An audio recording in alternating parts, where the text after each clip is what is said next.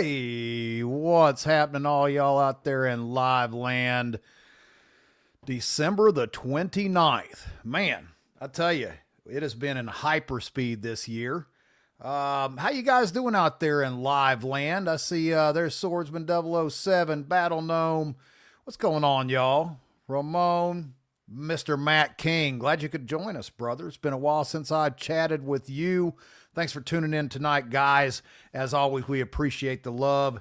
And if you haven't already, give us a thumbs up and a ding the bell and subscribe and like and all that kind of stuff that the algorithm likes to see.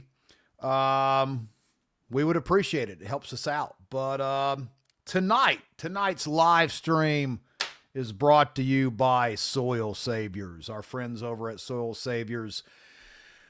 Just a second to talk about them, guys. Like, you know, healthy eating. Struggled for years with it. Healthy eating. We do all the things. We exercise. We go and we buy all the greens and fresh vegetables and fruits and all this kind of stuff. And we still, for some reason, do not feel good. Why is that? Why is that? Well, I'll tell you why. Because you don't have this stuff in your life, right? I watched a great show.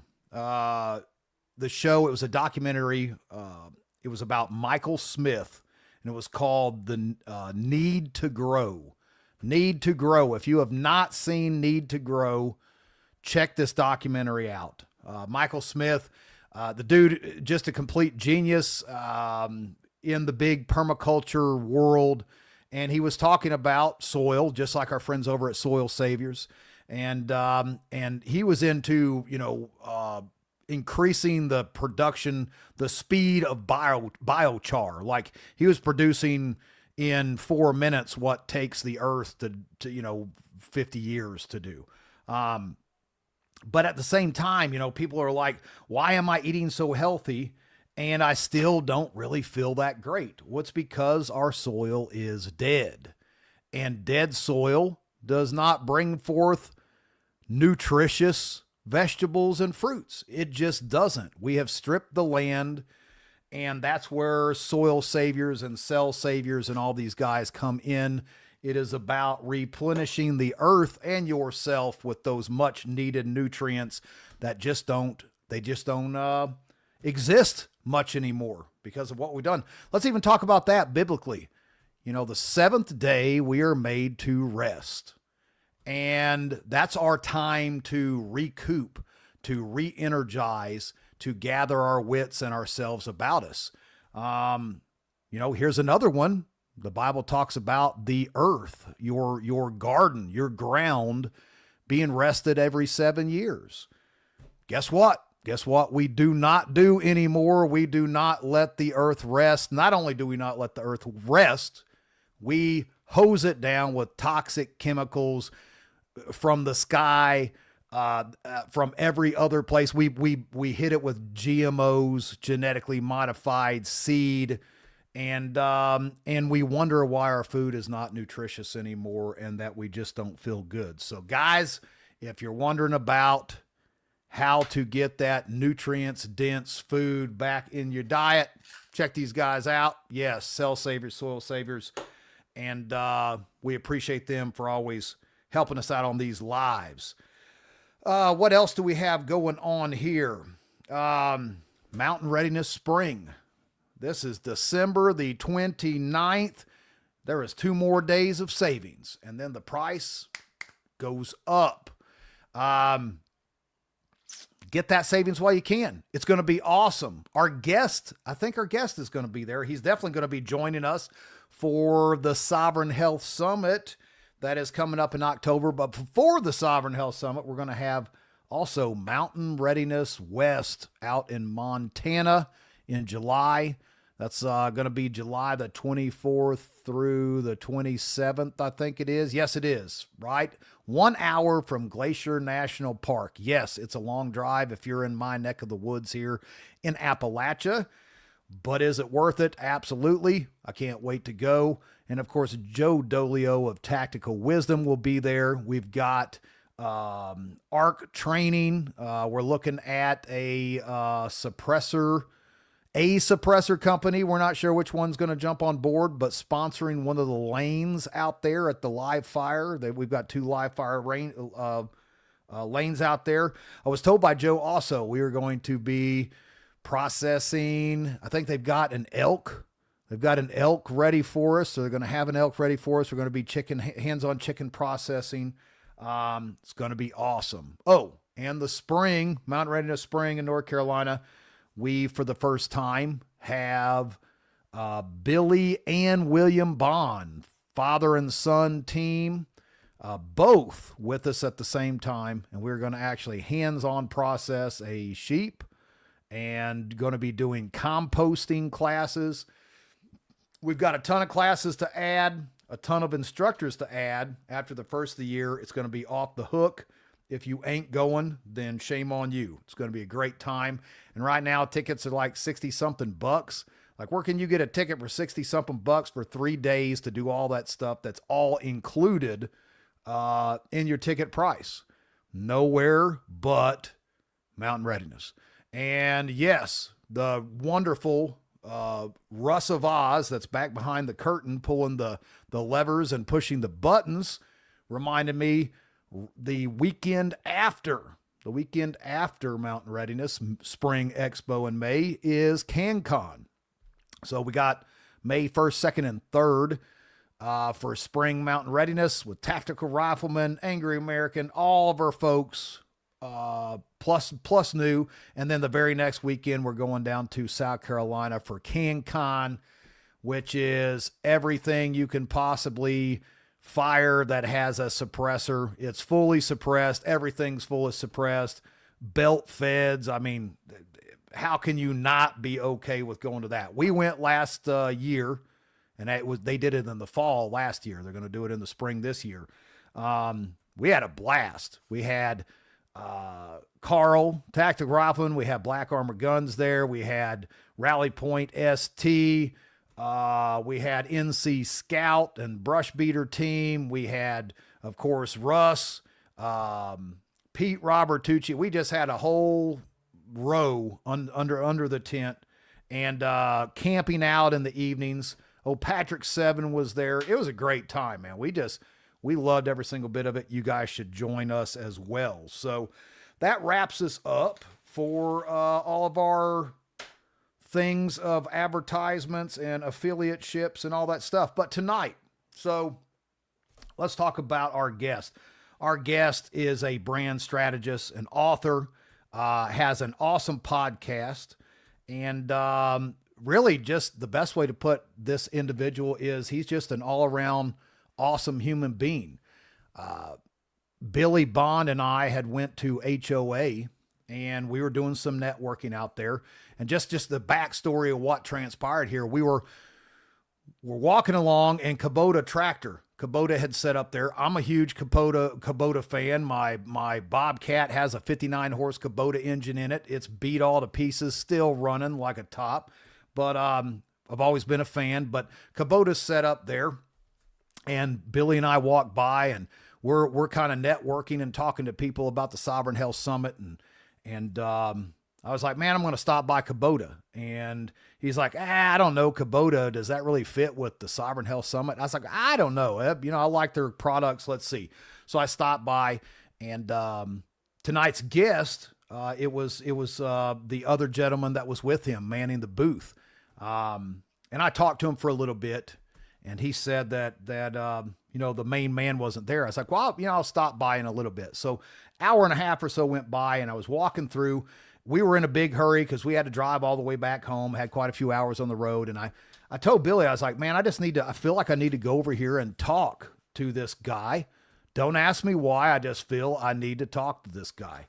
And Billy's like, well, okay, let's, we'll head over there. So I went over, and that is where I met tonight's guest. And I will tell you, I do not believe that anything just happens by chance. I believe that we're meant to walk a certain path. We may divert from that path, but at the end of the day, you're going to get back on board. You're going to get back on that road, no matter what you do. And this was one of those moments. This was one of those moments, and we instantly it was bam, we clicked.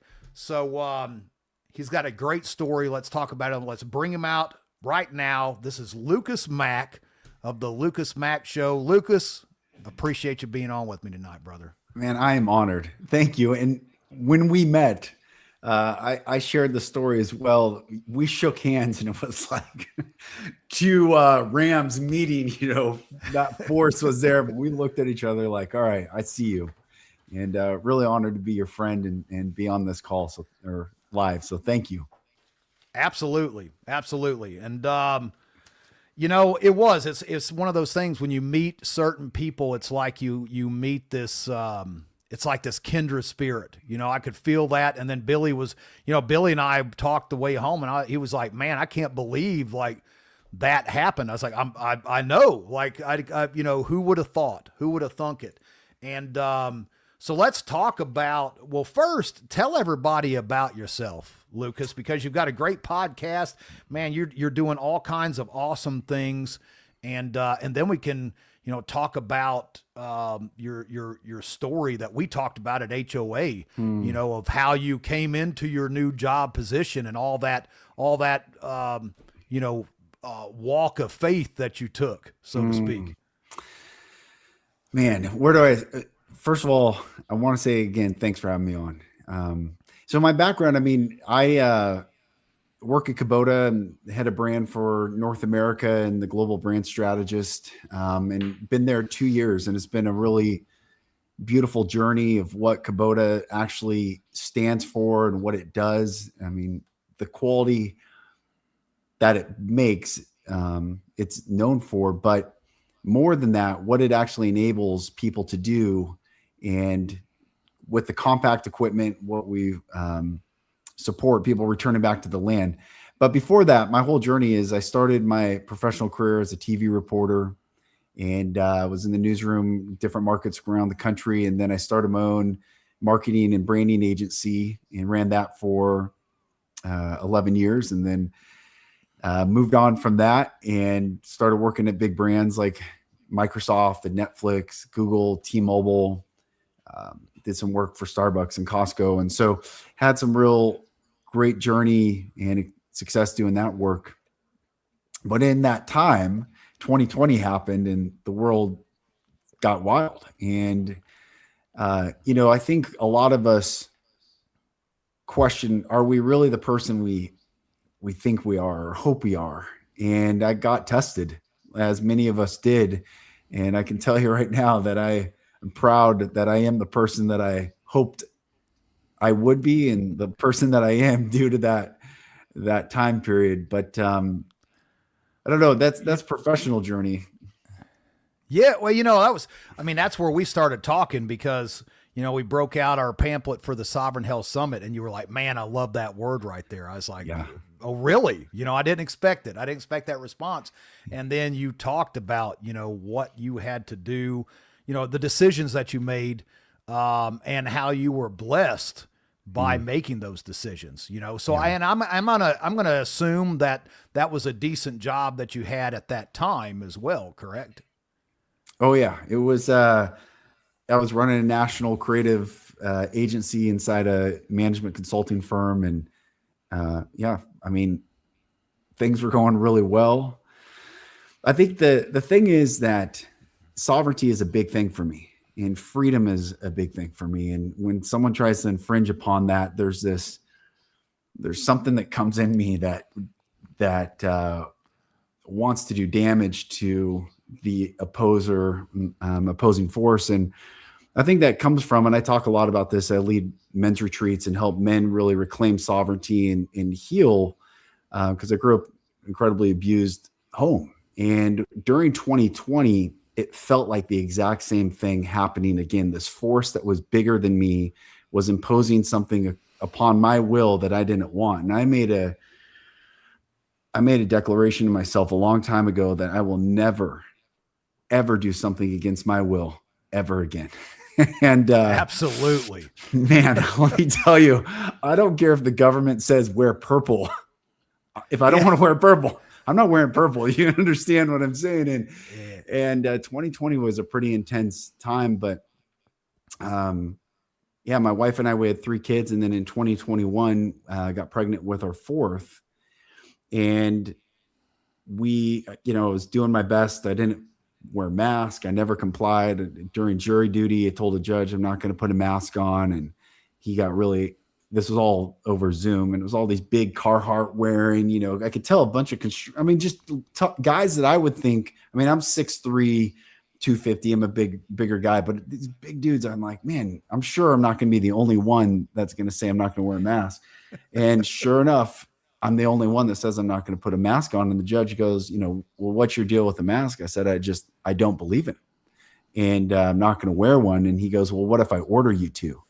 And he got really angry. Wow. He leaned in. It was intense. And wow. I intentionally, this desk that I'm on right now, it's a standing desk. And I intentionally made it standing for the Zoom call because I knew I was going to get nervous. So right. When that judge leans in and looks at me and goes, what if I order you to? Is angry. He was pissed. My leg's shaking a little bit, I'm not going to lie. Yeah. And I said, but it was weird because I was looking in the camera and I broke eye contact. I looked down, gave a pause, and then I looked back up. I said, well, I don't want to break the law, but I don't believe in them, and I'm not going to wear one because I knew it wasn't a law. And he said, I'll take note of that. And ironically, that case was child abuse case. And they kept me on to the very end. I was the last person to get kicked off. I wasn't going to be a good juror for that guy. So let me get this straight. You got called in as a juror. Yeah. And you end up right there face to face with the judge. Well, it was on Zoom. It was on Zoom. So they wanted you to wear a mask on Zoom. No, for the selection, paring down to be a juror, they had it on Zoom. And then he said, well, if you come in the courtroom, everyone has to wear a mask. And this guy was wearing a mask on a Zoom call. It was such a silly. It blows my mind. It blows my mind. Talking about that all that went down, it was crazy. My wife was in law enforcement at the time. And then, it was not just, it was comical, but it was sad for me because we live in a small town here. This, Wilkesboro, the closest town that we live next to is, I think it's about 11,000. I think it's not a huge town. And of course, Wally World, right out of the gate, the first day the mask mandate came out, the little town police department received over 500 calls, over 500 calls in one day of people calling in on other people for not wearing their mask in public. And I was floored in this little town. It was appalling. It was sickening that people ratting out people calling in people about, it wasn't even about that it's all garbage, that it didn't matter, but to see how quickly everyone turned on each other. It was that was a sad day.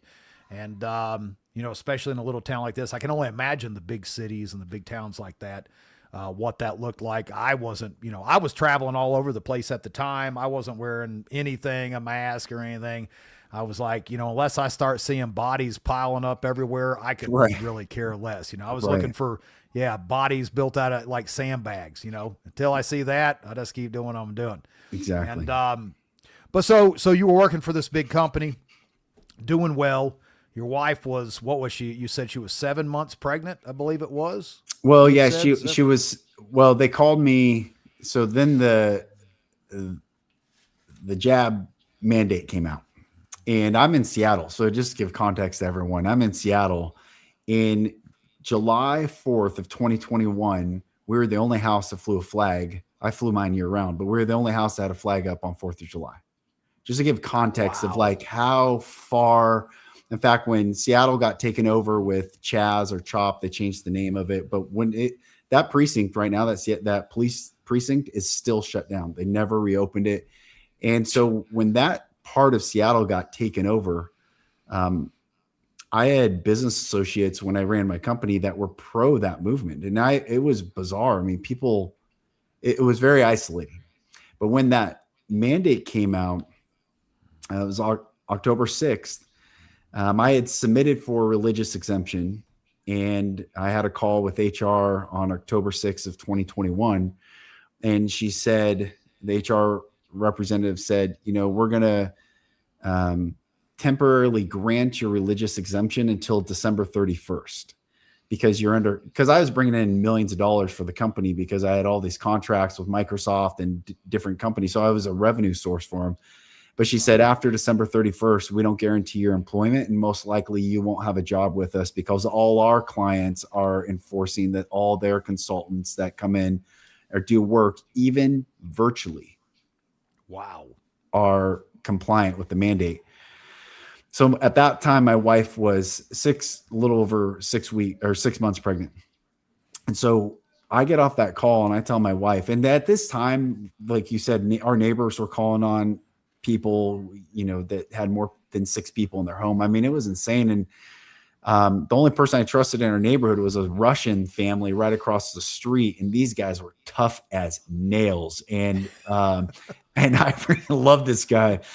In fact, he told me, he's like, Starbucks coffee isn't real coffee. I go, really? No. He goes, it's roasted soybeans. And I go, oh, geez. He goes, there's no way they make that much coffee to serve the world. I go, all right, maybe. Anyway, it's a cool guy, but it was just this Russian family and us. And when I got off the phone with HR, I told my wife, I'm like, we don't have guaranteed employment, and we were isolated. We had already been kicked out of everything. They had the vaccine passport. My daughter's kicked out of gymnastics. We couldn't go anywhere. It was a battle every single day. I'd go into Trader Joe's. The last time I was in Trader Joe's was kind of fun because what was happening, I was fighting these people. Every time I'd walk into a place and people just like jump on me like a demon. Oh, yeah.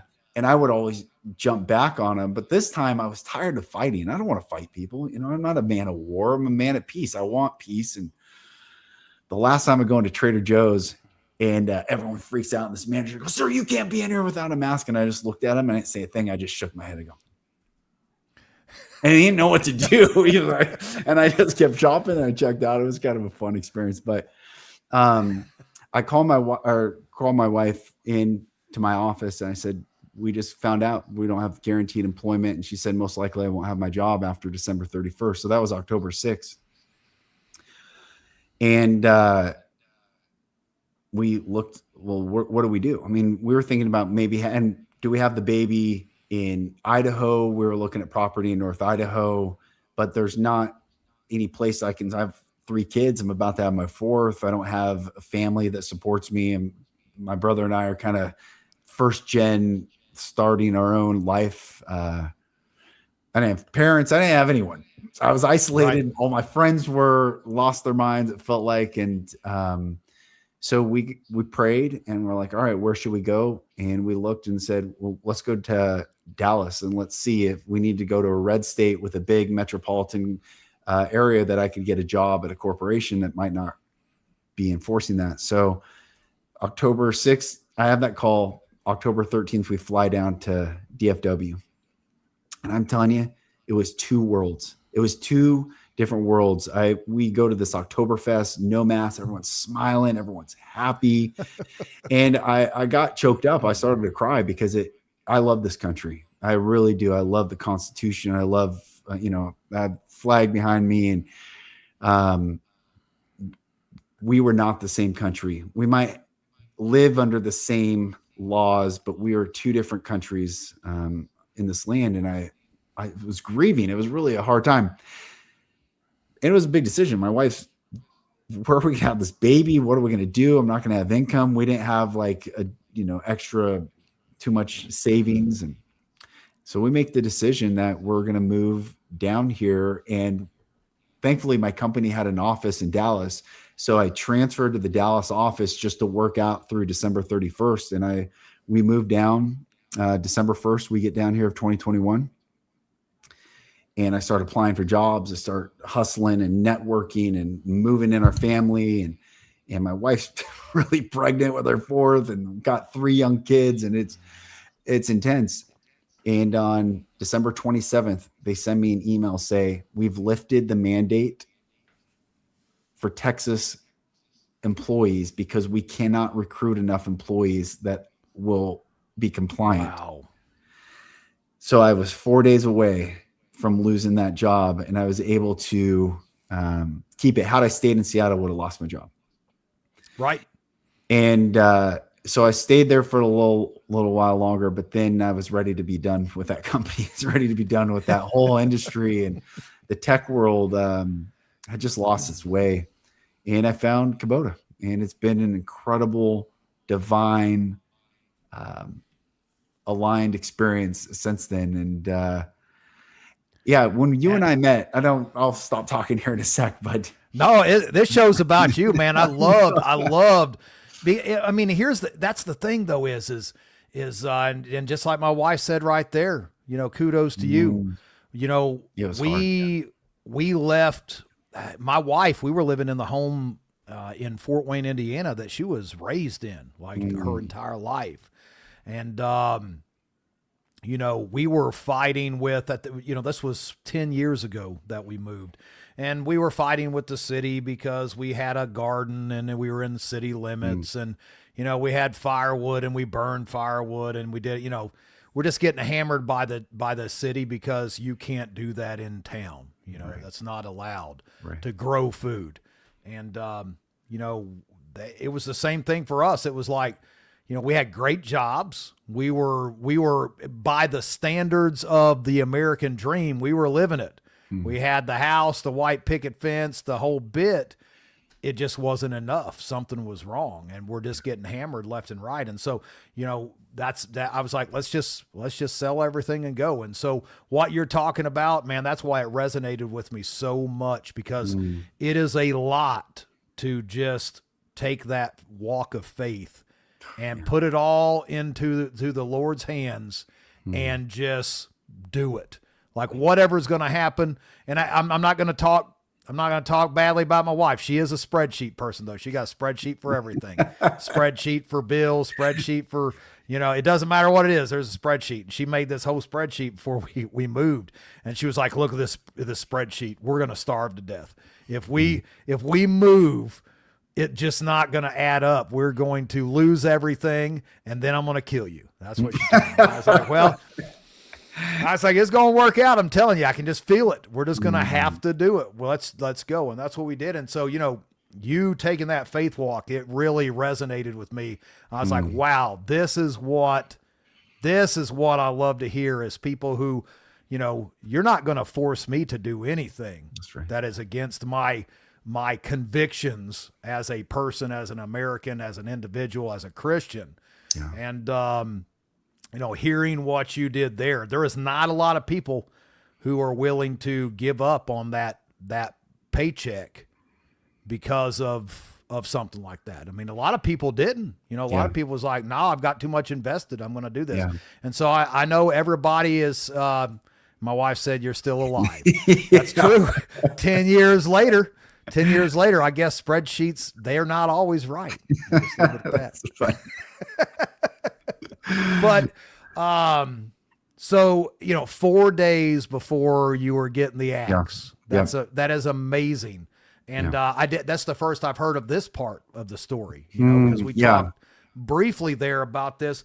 So, and of course, if you'd have stayed in Seattle, you would have lost your job. Then you would have been stuck there in that cesspool. Oh man. Grasping for straws. People have you know, it's interesting being in Seattle. I was a TV reporter at the ABC affiliate there for a while. And Seattle is so far left. People don't even understand when they think they're Democrats that move to Seattle, they quickly become conservative or Republican because Seattle is so far to the left. And there's a huge statue of Vladimir Lenin in Seattle that, I mean, it's a different world. And I felt like the Irishman in Braveheart. I always felt like this. I was on the board of the Association of Washington Businesses. I was, you know, my company was well known in the state. I mean, I was someone that did a lot of business with a lot of high stakes people. And I felt like the Irishman in Braveheart, where he's like, it's my island. And I'm like, this is my ground. Mine. And I stood and I fought and I spoke, and my podcast grew, and I started talking about, you know, in fact, I shared this one story. This one business associate of mine. I met her at this mall, Bellevue Square Mall. It's the #1 grossing mall in the United States, in Bellevue, Washington, where Microsoft and Expedia's headquarters and Costco's headquarters. And I mean, all these huge companies, a lot of money there. And I said, look how I said, everything's a spell. It's a spell. And we fall under the spell. So I walked to the door and I said, see the sign? It says, mask required to enter. And I said, watch this. And I opened the door and I stood inside. And I said, you see how masks are not required to enter? You can just enter without a mask. I said, but they put this here to make you feel like if you don't comply with that, you're going to be wrong, broken, arrested. And so we met for coffee outside this little Starbucks.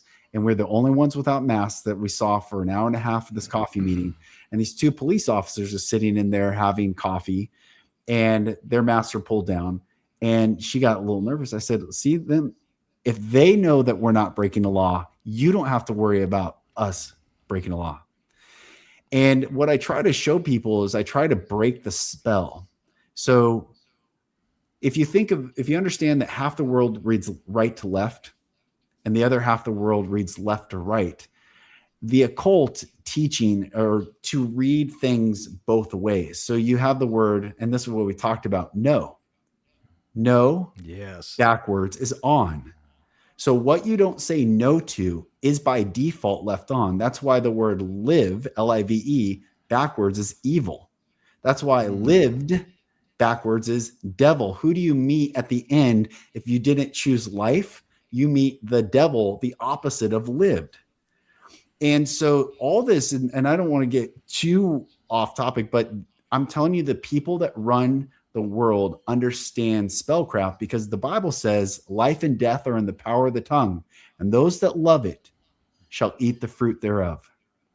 By thy words thou shalt be justified, for every idle word thou hast spoken. Or Jesus said, in that day, thou shalt give an account of every idle word thou hast spoken, for by thy words thou shalt be justified, and by thy words thou shalt be condemned. Meaning, God doesn't condemn us. Nothing else condemns us except the words that we speak that are not aligned to the actions that we live, which is why it says, let your yea be yea and your nay be nay. That doesn't mean say what you mean. That's what we're taught. Mean what you say and say what you mean. No, it means once you say it, it has to be it. Yes. No matter what. Because Jesus said, and I don't want to get too preachy on this, but Jesus said, no. Many will seek to save their life, and the same shall lose it. And those that seek to lose their life or are willing to lose their life for my sake and the gospel, the same shall save it. It's the dichotomy principle. Are you willing to die? And so many, we talk about Jesus, I'm a follower of Jesus. Well, this isn't some esoteric Zen Buddhism state of enlightenment. Jesus says, you want to follow me. And I'm going to that hill and I'm going to hang until I can't squirm any longer. And many walked away because it's too hard. But Jesus said, you want to follow me? I'm going straight up there. You pick up your own cross, you deny that flesh, and you follow me too. And I think, and I was just on this conversation last night, we had friends over and we were talking about church and Christians and what is this 52-week program that we go to every single week? Like, what are we really talking about? I think God's calling us to a deeper truth of thou shalt know the truth, and the truth shall make you free. And if we're not free, it's because we're lacking truth. It's not our earnestness. It's not our philosophical or theological debates. It's that we're not free because we're not standing in truth. And I'll stop and pause. That's forgot to say no. No. Yes. The serpent comes to Eve and says, yea, as God said. Are you sure God said that? And here's the thing. I don't want to get too biblical and preachy on this, but in Genesis chapter 2, God just said, don't eat of the tree. Simple. When the serpent asked her, yea, as God said that you shall not eat of the tree, the woman said, we shall not eat of it, neither shall we touch it lest we die. And she added into the word because God never said don't touch it. And you see in Revelation, it says, add thou not into his words, lest they reprove thee and that be found a liar. We have added so much to make theological or philosophical arguments to justify we are like the rich young rulers that go, hey, you're the good master. You have the answer to eternal life. I know you are good. And Jesus says, why do you call me good? There's only one good, and that's God. He's saying, are you willing to acknowledge me as the supreme creator and Lord of all? And many go, it's too hard. I'm going to go start my own system. I think we overcomplicate things, down to just the word, to the Bible itself. It is very cut and dry. It is very cut and dry. It even says, be hot or cold, yeasty be lukewarm. It's right. If it's black and white, there is not a gray. There's not a gray. Now, yes, translations and things of English from Hebrew, Greek, and Chaldean. Yes, there's all those factors that go into it. But when it all comes down to it, it's pretty cut and dry. It's pretty cut and dry. And 2020 and all that craziness that went on really showed me a lot. And that was kind of a growing up in preparedness. I got a little slacked, but that really kick-started it for me again, as well as a whole lot of other people that, man, I really need to get my stuff together because going into a store and having the police called on you, and the police was my wife. So,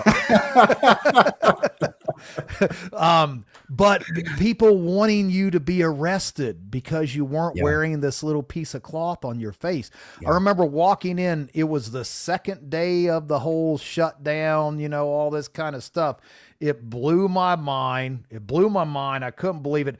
I walk in, I get handed a mask. I take it, I hang it on my ear. It's not, it's just like my ear bob I've got just dangling. And I walk up, and here is a guy. He's got the 9-line shirt on, 3%er, Patriot, the Don't Tread on Me. I'm almost positive. I think it was a Don't Tread on Me shirt. And he turns around and he's got a mask on, and I'm looking at him. I'm so confused. Here I am with no mask. Here's my hanging off my ear, and this guy's got a Don't Tread on Me shirt. And I even looked at him. I was like, are you serious? Like, I couldn't believe it. Why are you here? What are you doing? And it was this, how easily the masses can be, forced, or not even forced, how easily the mass, I can't even say forced, how easily the masses just went along with it. It just blew my mind, talking about Revelations, talking about, the Antichrist and things of that nature, of, that everyone would hear his voice and everyone would be deceived. And growing up in churches, I was like, how is that possible? How can so many people just like, how could you not know? And that was one of those kick to the teeth moments for me. I was like, look at this something so simple. Everybody was on board almost across the whole country, across the whole world. And, man, the sheeple, it blew my mind. Not awkward at all, my wife said. But I will tell you, my wife was an amazing cop. She was what I wish all police departments employed. I'm not just saying that because she's in the next room. It's because she was fair, and like she was the epitome of a honest, truthful, care about what she did. And of course, she went to multiple calls over and over and over again, these stores wanting people arrested. And she's like, look, it's not against the law. All right. It's a mandate. It's not the Constitution. You can tell them to leave.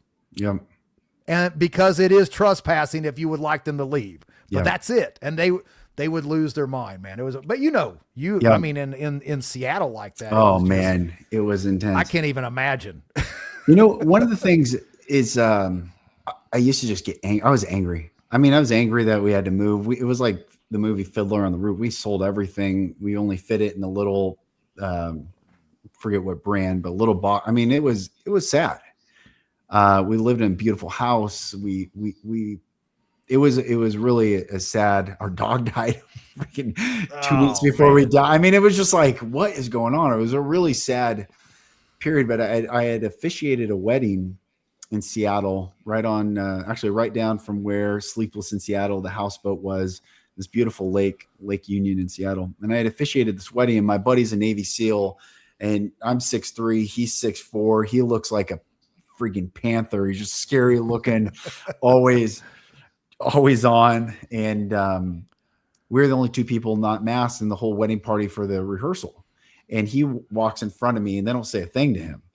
And I'm right behind him, and they stop me and create the whole thing that we'd all that like frenetic energy. And I go right into, it was intense, and it got loud. Yes. And it was in, here I am, the officiant of this wedding, and my Navy SEAL buddy comes, and they cool this guy that was kind of the gatekeeper down, and we go through. And we sat later, and because I want to say this about people, I don't have judgment now because of this conversation with my Navy SEAL buddy, but I was so angry at everyone that gave in, because I grew up really abused, and I'm not as a victim saying that. I just, in context, he asked me, he's like, why do you get so worked up? And I said, because every time they want me to wear a mask, it feels like I'm getting molested again. And he goes, well, don't you understand that you're making them the perpetrator? You're re-traumatizing yourself because you're making them the perpetrator. But they didn't do anything to you. And in this moment, I had this great epiphany that, right, they're not, I'm allowing them to re-traumatize me. But here I am, 40, whatever I was, 41-year-old man, father of 3, published author, international keynote speaker, all the things and the accolades and all this stuff. And here I am, like, wanting to fight these weird people. And I'm like, what is going on? And in that moment, I realized that I'm traumatizing them as much as they're traumatizing me. So I want everyone to hear this, because I had this aha moment, and it really helped me have compassion for people as much as I could, because I was really angry all the time. For my trauma, I decided a long time ago, like I said, I'm never going to do anything against my will. I'd rather die than comply. And I've lived true to that. And I think for the sheeple, the 80%, let's say 90%, I don't know, many are called, few are chosen. Now, what's the ratio of that? But for those people who wanted to enforce that mandate, we were the traumatizers of them, because the little children that they were, maybe they didn't get love or approval, or they didn't get, we know they didn't get the love they needed, because the love that they're still seeking is Big Brother loving them enough to make them feel part of something bigger than themselves. And so I'm traumatizing them as much as they're traumatizing me. And once I realized that, I cooled down. I never changed my my energy shifted, because I was bringing that fight all the time. And I say this now because I talked to friends, the couple that was here last night, he's a pilot, he did what he had to do to keep his job. And I share this story is that I don't judge anyone. But that's the whole point. I don't judge anyone. Don't judge me. I'm a live and let live. You know what I mean? And I think sovereignty, and this is what we talked about at the Homesteaders of America conference, how I define sovereignty is when I say yes, it's yes. And when I say no, it's no. There is no discussion, no deviation, nothing in between that. And I tell my children, I have a 13, 11, 9, and 3 little, almost 4-year-old now. And we talk about when you say no to someone, it is no. Do not ever let someone finagle, manipulate, coerce you. Your word is the power that God gave you is your word. Before your physical body, before your mind, before anything else, it's the word that comes out of your mouth, and you must stand in the power of your word. And that's sovereignty to me. And if we all, I think I saw someone in the chat, if we all said no, it would have been done like that. But we haven't been taught it. Sorry, It's brother. it's I'm going off. no, it's no. I love what you're saying, man. I love what you're saying. That's why I love these conversations when we get together like this, because it's amazing how easy it is to fix these issues. I mean, it's just so simple. I see over in France with the farmers and stuff like that. Like, they're saying no. Not only are they saying no, they're lighting like 50 tires on fire and spraying these people's people's places of residence down with manure and stuff. Like, they ain't playing. And I'm like, I hate that it's come to that, and I fear that one day we will see some things like that here as well. Yeah. But good on them. Good on them to stand up for their sovereignty, because that's what it is. Yeah. They're like, nah, you're not going to shut us down. You're not going to make us do what you want us to do. That's not how this works. Right. And so I love it, man. I love everything about it. Let's talk about, you moved to Texas. You went out there on the walk of faith, which I can contest to. Just everyone is telling you you're completely nuts. You're walking away from this great job and all this stuff. And you're being, you get shamed almost, you're being shamed for making this decision. And so you end up in Texas, everything works out, but then you get in and you go to work for Kubota. Yeah. Yeah. And so now here you are with this. And that's what really blew my mind, is when we got together, Billy Bond and I and yourself, we all talked about, I had no idea. And what a small world. I'm just going to say it. I own some of the green and yellow equipment for now. And I am ashamed, because something that was so iconic of America, how they have went downhill. I'm going to tell you right now, y'all, I will never buy John Deere equipment again, ever, ever. It's sad. It's sad what they've done, what they've allowed to be done to their equipment. It's cheap. And so when we started talking about where Kubota is heading, I was like, this is amazing. Like, I couldn't believe it. So, I mean, let's talk about that a little bit, because in our presence here in the chat, we have, homesteaders and people that run their own business, and everyone in this chat, I can tell you, is about sovereignty and about freedoms. Love it. And so this is I was so excited when you talked about where Kubota is steering, their direction of business. So give everybody some of that. Yeah. Well, Kubota invented the compact diesel 4-wheel drive tractor. And the thing about, it's a Japanese company, it's a 135-year-old company. And the thing about the Japanese, there's a great humility in how they operate. So here Kubota invents the 4-wheel drive diesel compact and subcompact industry. It didn't exist before. Any rusted out tractor you see anywhere is 2-wheel drive, regular gas. But when that same size compact 4-wheel drive diesel came to North America 55 years ago, it changed the game. It changed what people could do on the land. But when I got to Kubota, there was really no talk of it. There was talk about the quality. It's dishonorable in the Japanese culture to come out with something, no one's perfect, and there's mistakes sometimes that happen, but in general, it's dishonorable for a lack of quality to come to market. But what I really saw was this compact equipment was a continuation of something very special that it's a human story. And so I said, once upon a time, the horse was symbol of life upon the frontier. Without a horse, one was tethered to the city life. However, the inner calling that beckons humans towards self-actualization and self-determination led many to move out of the cities and into a world where the relationship between land and the individual was cultivated. And centuries later, the horsepower of the tractor, excavator, RTV, mower have replaced the horse, but nevertheless empower the same opportunity. Do what you want, where you want without restraint on the land. And once I started to build this and see it was the truth, it wasn't the scheme of like, hey, if we say this, I was seeing what is the truth of this company that is so different than every other company out there. It's not about just making the machine. It's about the heart of this company is really trying to improve the life of society, humanity, and people. And so Kubota has shifted from what they make to what they enable. And what they enable in our language is sovereignty on the land. And their language is legacy and stewardship and, treating the earth really well.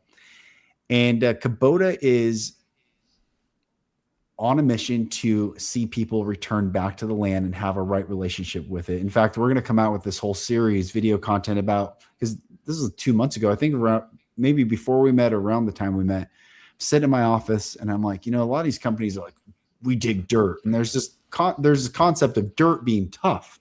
And I'm like, man, what's the difference between dirt and soil? So I do this research, and dirt, you said, it was interesting in the intro, you talked about our soil is dying, but yes, when it dies, it becomes dirt, because dirt is dead. Soil is life. Soil is alive. yes. And it's micro ecosystem. I don't know all the biological terms, but it's a living organism that sustains life. And so Kubota, if you look at those two camps, is about healthy soil, healthy life, sustaining the health of individuals and families, communities. So what we say is we're on a mission to build stronger families, communities, and businesses, and empower the dream of freedom on your own land and running your own business. Like, at the end of the day, we want people to understand. I even have this written here. It says heart and earth. And I said there's no accident why the word heart and earth share the same letters. It's an anagram. And when you take the H of heart and you move it at the end, you have the word earth. And I think that when we return back to the earth, we're actually reconnecting back with our heart. Our hearts have become, what is Isaiah? Break up the fallow ground. The whole thing is about, it's a metaphor for our own life. Jesus talks about you cast seed amongst the ground, and some lands in the good, healthy soil, some on rocky ground, and some springs up quickly and quickly dies and withers when the sun's too hot. When we lose relationship with the earth, we've actually lose relationship with not only ourselves, but with God, the creator of all. And so, from soil to soul. Amber, I don't know if you saw that. That's exactly right. Soil to soul. That's what I'm saying. That's soil it. To soul. Yeah. That's what we threw on our, if you look at the Sovereign Health Summit, that was the phrase that we all coined. I love it. To describe the Sovereign Health Summit was from soil to soul, healing from soil to soul, because in essence, what you're saying is exactly what we're saying. That's why I loved meeting you, is because, the soil, it is your soul. From the earth we were formed, and to the earth we will return. That's right. That's right. That's amazing. It's cool. I'm really honored to be at this company. I believe in, I've been doing a lot of marketing for big companies, big brands. And I've always been on the agency side, and this is the first time being in-house at a company. So when you're on the agency side, you hear all the time, every company be like, we're the best. And you're like, okay, well, I'm going to talk to the next company and they're going to say they're the best. But being at Kubota, I brought in that skepticism, and literally they have the lowest parts revenue of all competitors because their stuff doesn't break. And there's a whole bunch of data to validate that this company really does care about the quality, and they're not trying to just sell for revenue. They're actually trying to sell for sustainable, legacy-driven living. And I want to say to this audience, because we have this discussion inside Kubota, this word sustainable, it got hijacked. Sustainable and DI and all these things that, it became a politicized weapon against people. But real sustainability is legacy, passing from one generation to the next, to sustain what I steward and pass it well to the next generation. So I like to use the word sustainable, but not of the current vernacular. I like to use it for its true intent, is that I'm going to pass on from my children to my children's children and so forth. Was it you that I was watching something, the saying, a wise man plants a tree knowing he will never You know what I'm talking about here. He will never see it to full maturity, basically. He's planning it for everyone after him. That's so And, good. Yeah. I don't know if that was you who was saying that or was somebody else that was No. saying that. Maybe it was Billy, but I messed it up. It was something to that extent. A wise man plants a tree, fully knowing that he will never see it at its full maturity. I mean, it's for the next generation. And that's right. what I loved, where Kubota is going. And I couldn't believe it. And it makes me sad that John Deere has dropped the ball so badly. And at the same time, what you were talking about, the difference between dirt and soil, the life in the soil, these other companies are building this monstrosity equipment that is just beating and compacting the earth to the point that it's just nothing left. It's nutrient dead. Yeah. And Kubota, their equipment has always been, I love how it's geared towards the homesteader. Yeah. Like that's, and that's where we're at. That's where we're at.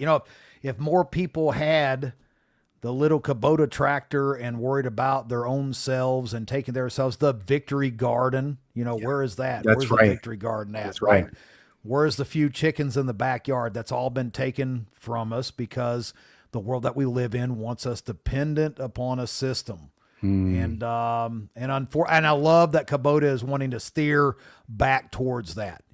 In reality, they're gearing their equipment towards sovereignty.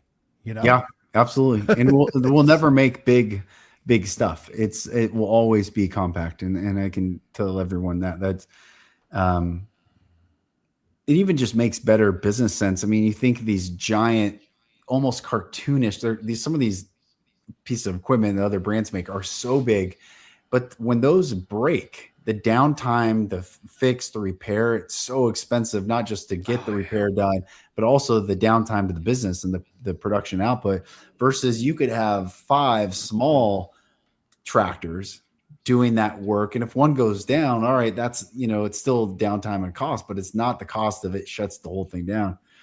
And last thing, I guess one of the things I'll say about Kubota is Kubota doubled down on the local dealers. So we didn't corporatize any of the dealerships and consolidate dealers. We actually went the opposite way and made sure that all our dealers are locally owned. And our whole thing is that we want them to be the local dealer of choice. We want them to be the source of knowledge and information for the people that are choosing this lifestyle.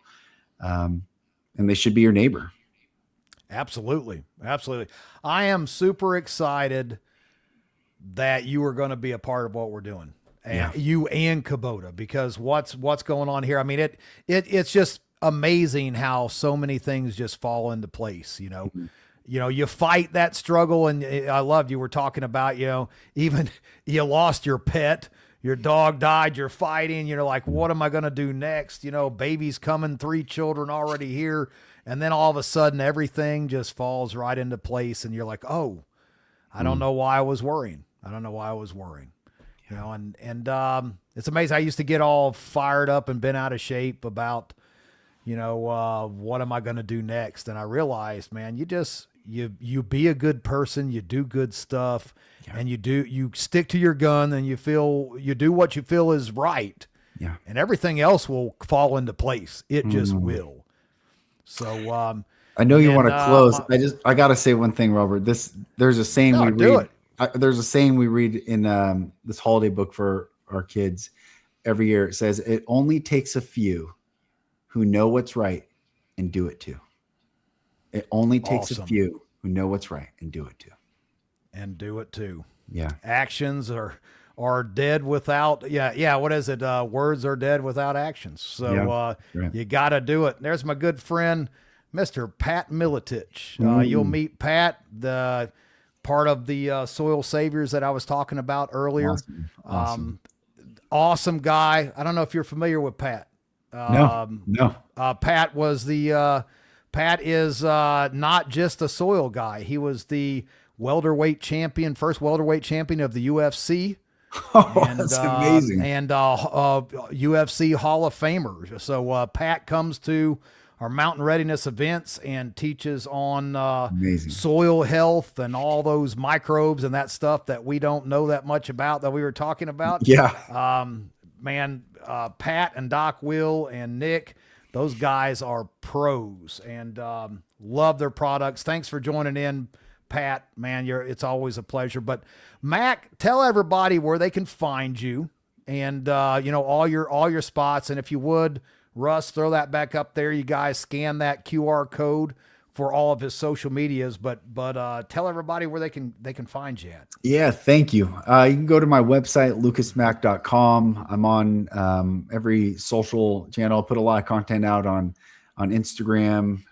The handle's Lucas James Mack, and the podcast is the Lucas Mack Show, and talk a lot. I really believe that when we heal, I talk a lot about healing. It's not something that necessarily is talked about quite a bit because we try to out grit, out grind, and out tough it out. But, we can rub dirt on it so long until that dirt starts to erode the surface. And we have to get below and really face and have the courage to heal. And so I talk a lot about that, and it's been such a pleasure. You're a good man, a good brother. And I can't wait to give you a hug when I see you at the event. Hey, same here. And as always, we will do this again. Absolutely loved being on your show just a few days ago. I'm on your brother's, Johnny. Awesome. Tomorrow Awesome. at 2:00. We're just bouncing back and forth with all That's these right. things. You got the Mack brothers. That's it. Got to get him in there. Love what you guys are doing. Brother. And couldn't appreciate you more, and look forward to us getting together in person again. But you guys, it's went by quick. Everybody out there in social media land, thanks for joining us. We'll be back next Monday. I can't remember who's on. I'll have to look at it. Half the time I just, shoot from the hip anyway. But thanks for being on here with us, man. And thanks for sticking to your guns. My pleasure. Thank you. Absolutely. Y'all stay safe, stay ready, and roll us out of here, Russ, man.